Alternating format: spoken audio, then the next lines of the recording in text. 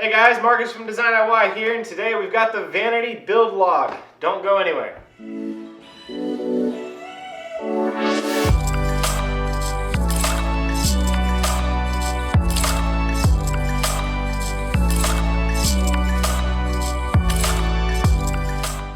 Hello YouTube, Marcus from DesignIY. Thanks for coming back and watching another episode. Today we're out in the shop and we're going to build something a little bit special. We're actually going to make a vanity top for the bathroom remodel. It's going to be floating, so there won't be any cabinet that goes underneath it. It'll just be the top, but then the top will return and go all the way down to the floor on both sides. Is what you call a waterfall countertop. But the trick is getting this thing made. So there's millions of tutorials on YouTube about making butcher block tops out of 2x4s and whatnot.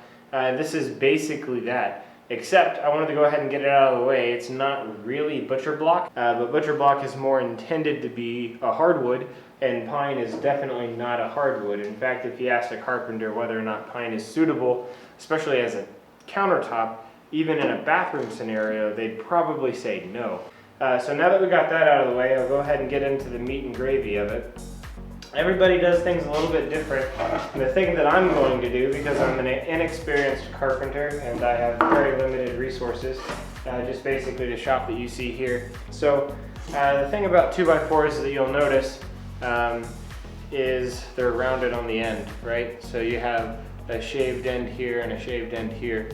And typically what I've seen is that people will glue these together in a couple different sections and they'll run it through the planer and plane it down to the point where you've shaved off that rounded edge.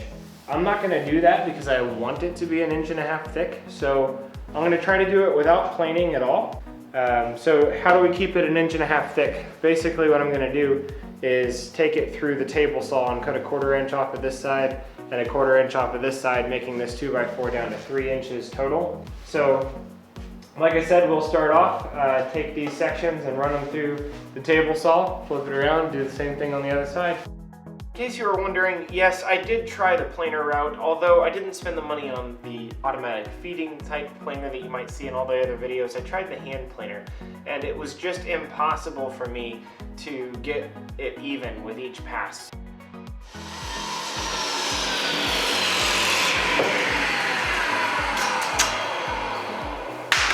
Alright, that was the last one. 42 total passes. Ridiculous. Okay, so now we're at the stage where we get to decide what we would like the top to be, what we'd like the bottom to be.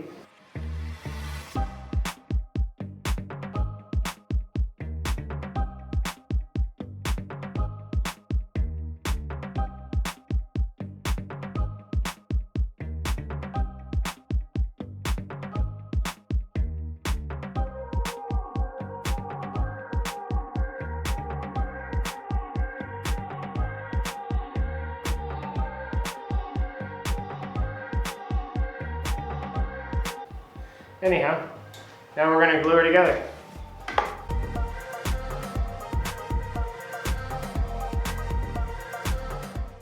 So I had the right idea as far as clamping a board perpendicular to the panel to keep it from smiling while it glued up. Unfortunately though, I decided to get in a hurry and I pocket screwed everything from the underside thinking that I could remove the clamps and I wouldn't have to wait for the glue to dry that way.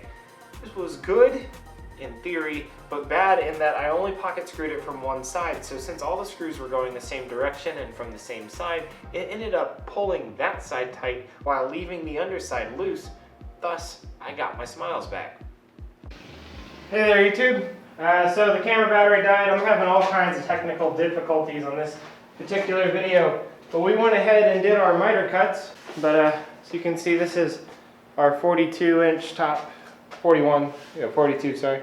And we got the 45-degree miters in there. These things gotta be 19 inches. So we're gonna rip 1 inch off of either end, hopefully making it a 19 inch piece.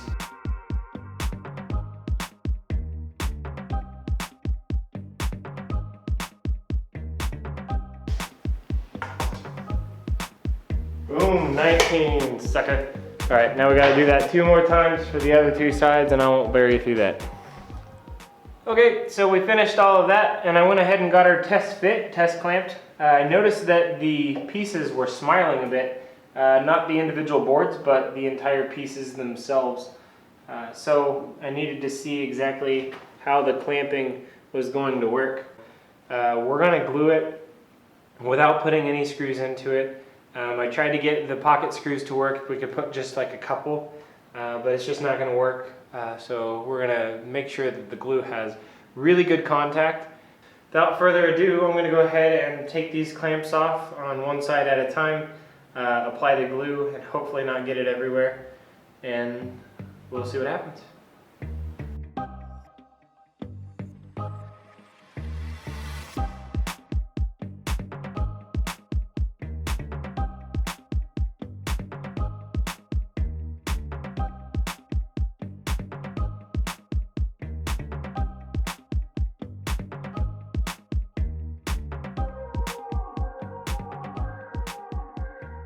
Hey guys, this is very disappointing.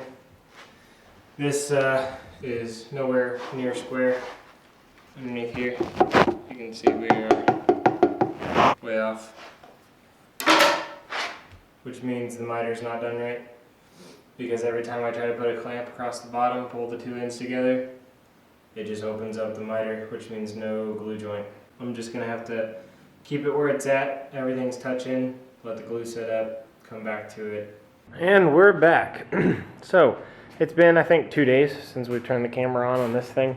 Unfortunately, I glued it without actually checking, and so once I glued it, I checked it again because it looked off and it was way off. So I had to wait for the glue to cure so I could rip it apart and redo the miters. So I recut the miter, made a mistake, and was 1 inch off from one side to the other. That's just a product of, I guess, laziness on my end, not checking these things. So I ended up having to cut 1 inch off of both of them to make everything level. And then when I glued it together, the miters were still not right. So what I did is I used clamps down here and I measured it to make sure that it was 3/16 under 42 here, 3/16 under 42 at top. And then there was this big gap here, and I was trying to get away without using wood putty, but there was no way around it. So I ended up using wood filler. Anyhow, that's what I ended up with. So I'm really hoping this wood filler you see all the way across here, most of it gets sanded off and it's just left in the corners, so it doesn't affect our staining job too much. I needed to make sure that it was square. It was important because this is going to be up against a cabinet, and we don't want it hitting at the bottom and having a gap up here, or vice versa. Hey guys, so we're pretty excited. This is the first time we actually got the bowl and the faucet out and got to test fit it to see where everything needs to be in order for it to work. So I went ahead and made my marks. We're going to go ahead and drill through it with the hole saw. Then we'll give it a final sand and start staining. And we ran it through one more test fit just to make sure everything's okay. I will be having tile come down here, so I'm going to take up another 1/4 inch. And this faucet does move back a little bit, so I'm really hoping that I have all the clearance I need right here at the back of the faucet. Okay, so we put the last bit of sanding on her. Got through it with the 80 finally and went back with the 220 to give it a nice finish coat. And well, it appears as though we're pretty much ready for the stain.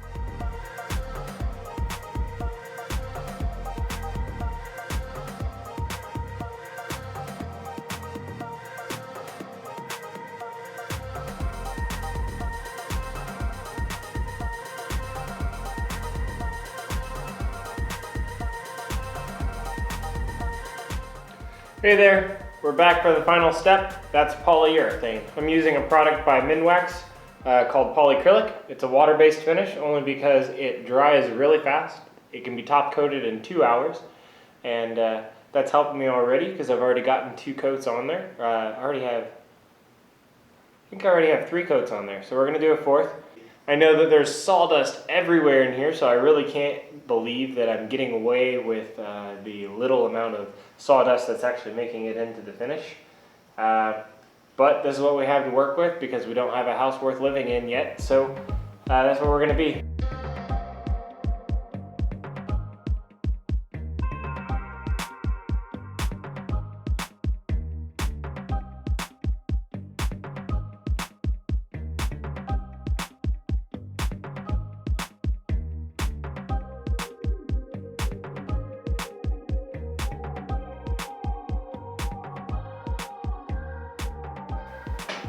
let this thing cure for its last couple hours and we'll bring her inside. Hey guys, we are at the vanity and it is looking absolutely gorgeous. Absolutely. I wasn't even going to make a video about installing this here vanity, but just because it seems so simple. I got these angle brackets, right?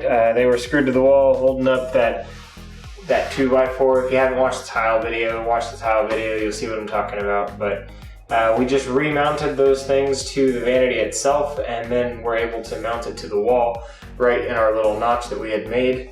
Other than that, it was just following the instructions, you know, tightening the sink down to the vanity with the drain, this drain here. I got this little decorative bottle trap. It's literally just putting the pieces together. It's practically assembled for you. You just got to take it apart partially and put it on your fixture and put it back together in the same order that they had them. So it's really simple. It's a very, very simple process, but there was one vital part that it mentioned in the instructions, probably uncommon, that I may have even forgot to do it. Unless you do this for a living, you probably don't know. You must flush your shutoff valves but prior to hooking them up to the faucet. Otherwise, you void your warranty. We're gonna hook the supply lines here, and we're going to stick the other end in this bucket. And we're gonna do the same thing with the hot and the cold. We're just gonna let it run for a little bit. These supply lines have not been used since they've been hooked up. The idea here is to flush it, get all that sediment out, get it into the bucket. That way we don't compromise the faucet and pushing sediment straight through it. Here's the big moment. It's probably gonna spew a lot faster than you might think because it's gonna get a bunch of air through first. Yeah, look at that pressure. Whew. And I know that one's good because it's hot. So about that same amount of time we'll take for the cold. Whew. All right. So I'd say we flushed them out, and at this point we'll go ahead and hook her up.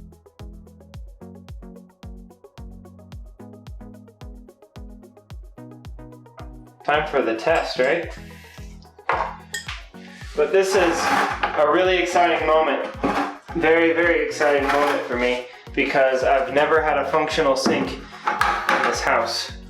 So this very well might be the very first functional sink, which means I'll be able to brush my teeth here if this works right.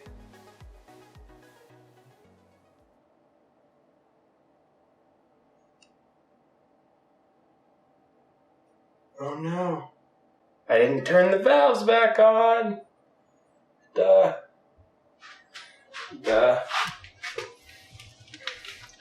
It's a little bit anticlimactic. There it goes. Is that okay? There we go. Bum, bum, bum, bum. Look at that. Cold water. Hot water. Woo.